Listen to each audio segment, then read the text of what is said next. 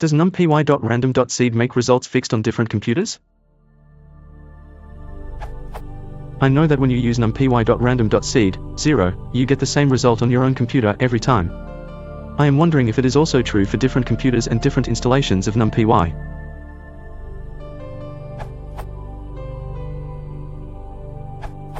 It all depends upon type of algorithm implemented internally by Numpy.Random function. In case of Numpy, which is operated by pseudo-random number generators, PRNGS, algorithm.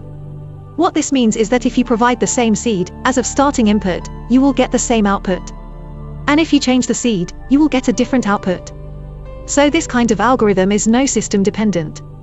But for a true random number generator, TRNG, these often rely on some kind of specialized hardware that does some physical measurement of something unpredictable in the environment, such as light or temperature, electrical noise, radioactive material.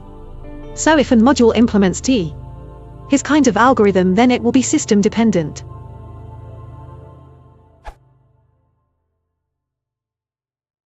If you want to support the channel, please consider subscribing.